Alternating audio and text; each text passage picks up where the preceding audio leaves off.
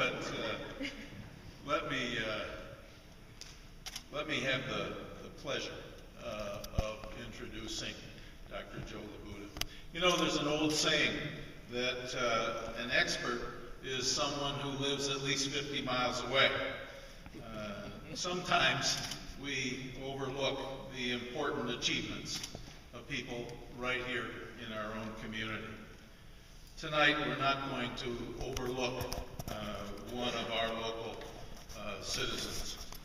As someone who was far away said, Dr. Joseph A. Labuta is one of the major figures in American music education during the second half of the 20th century. It's my pleasure to tell you a few things about this gem in our midst. Joe Labuta was born to Czech immigrant parents in St. Louis, Missouri. He was the youngest of 4 children. At 80 years old, he is still the little brother because his 2 sisters are still picking on him, even though they are 91 and 95. Joe's mother was not a trained musician, but taught Joe a love of music through singing. When his older brother, tired of taking lessons, Joe got a hold of his brother's used trumpet, and the instrument changed Joe's life. In the 8th grade, Joe became the first chair trumpet, and he never relinquished that position for the rest of his life. By the time he was a freshman in high school, he was playing professionally in a dance band where all the other band members were adults. He played at a roadhouse 2 nights a week, for which he was paid $14. He loved Dizzy Gillespie as a trumpet player, and so became known as Joe LaBebop instead of Joe Labuta. Ever the performer, Joe developed something called his Waldo the Puppet Act, in which he manipulated 2 puppets, with one conducting with one hand and the other actually playing the trumpet with the other to the William Tell Overture. Picture the Lone Ranger by trumpet. Waldo ended up winning a local teen talent show with a $50 prize. That eventually led to paid bookings and even a nightclub act that would help support Joe as he later struggled to make his way in academia and in music. After graduating from high school, Joe attended tiny Central Methodist College, as you heard, and graduated in 1953. After college, he was hired to teach in the high school band in Huntsville, Missouri. Within a month of being hired, he got drafted for the Korean War. But at his basic training base, there happened to be an Army band. And as Joe has said, quote, I ended up fighting the Korean War in Camp Chaffee, Arizona in the band, for which he did not receive the Meritorious Service Medal. After the Army, Joe taught high school bands in communities in Missouri while he got his master's degree in music from the University of Missouri. But when he applied for a prestigious high school position in North Kansas City, another person got the job. The principal explained that the successful candidate had obtained his master's degree from the University of Michigan. And the fact that he was a graduate of a Big Ten university was the deciding factor. Well, this infuriated Joe, but unlike Waldo, Joe was no dummy. He got himself accepted at the University of Illinois, and his doctoral work there changed the trajectory of his life again. He began to focus on what it meant to be a conductor and how to best teach music to young people. His dissertation would become the foundation for the first of his extremely successful books. Joe devoted his professional life thereafter to teaching college students how to teach young people to play music. He had small college teaching stints in West Virginia, and in 1967 was offered a professorship at Wayne State University in Detroit. Joe had never even been to Detroit before, and the summer of his arrival was the summer of the Detroit riots, not caused by Joe's appointment. Joe persevered, however, and began a 34-year teaching career at Wayne that would see him become one of the most esteemed music teaching teachers in the country. His first book, Teaching Musicianship in the High School Band, was published in 1972.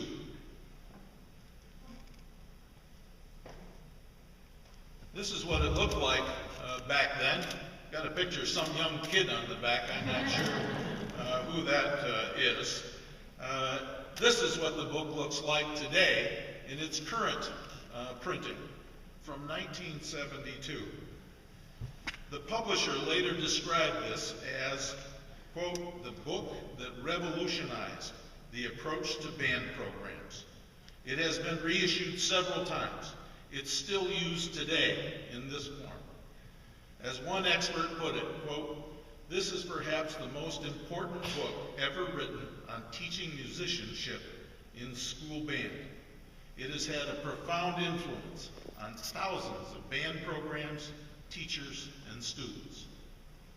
One of the teachers it affected was a high school band director that happened to be in Livonia named Roy Ernst. Joe and Roy met and began a long personal and professional friendship. Well, at Wayne, Joe shortly became the director of the entire music education program.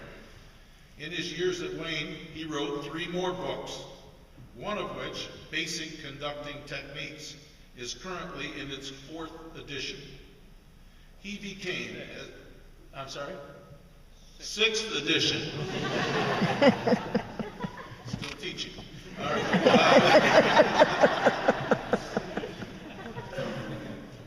Let me try that again. It's currently in its 6th edition. Joe became, as was recently written in a professional journal, quote, a leader in the field of music education in the United States.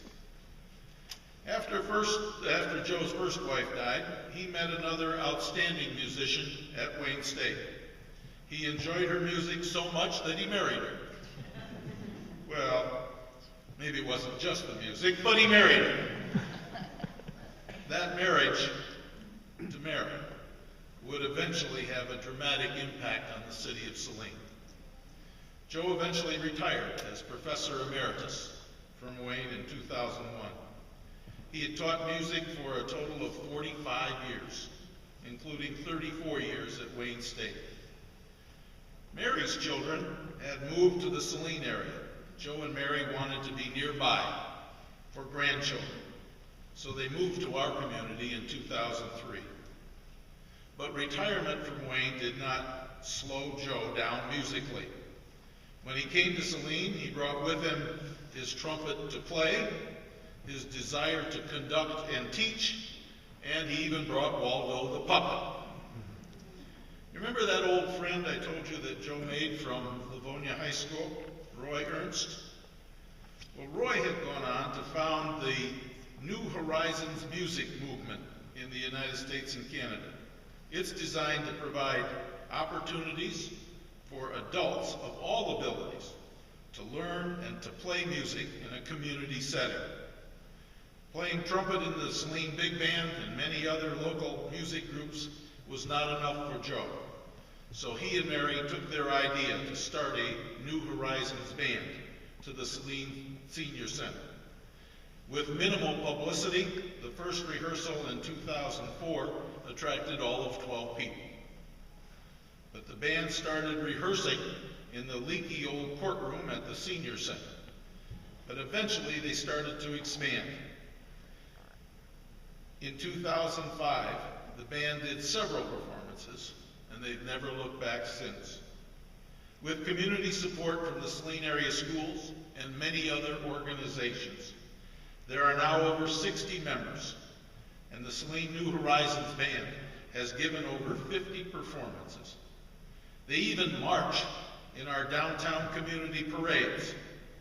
Well, it's kind of a senior march since they ride on a wagon, but it's a marching band.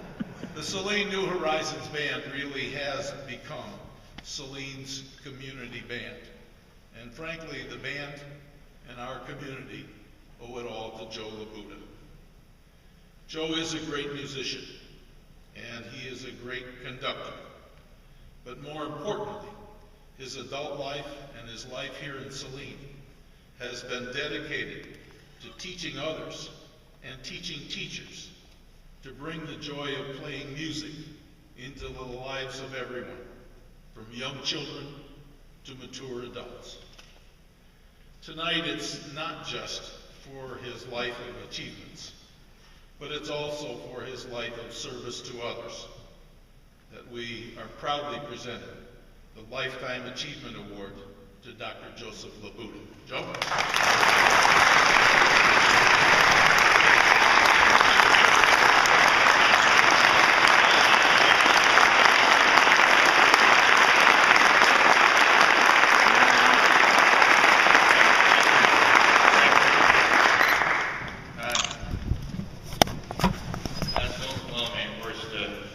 Good judge is our webmaster, our master of ceremonies for the band, and he's certainly been a great help to us through the years.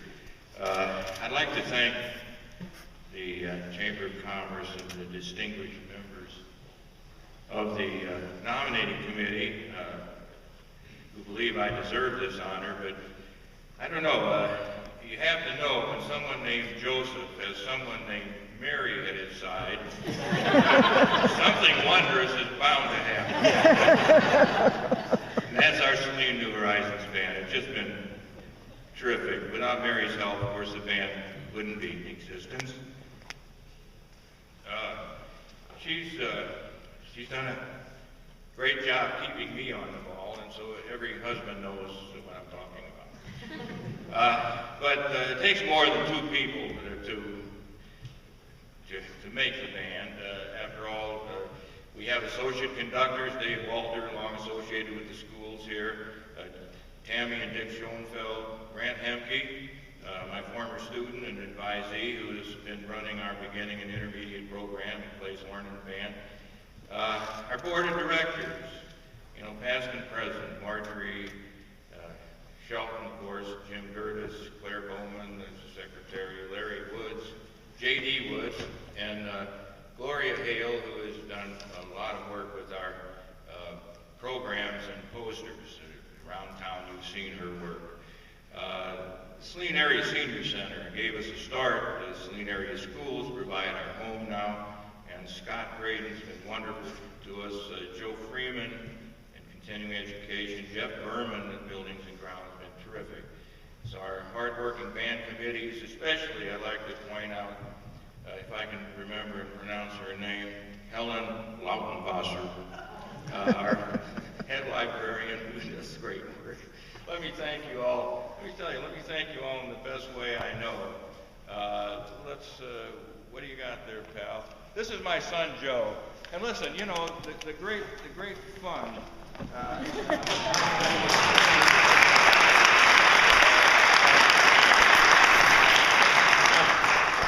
My son Joe plays piano, so, you know, the best way I can say thank you, and it's corny, but here it is.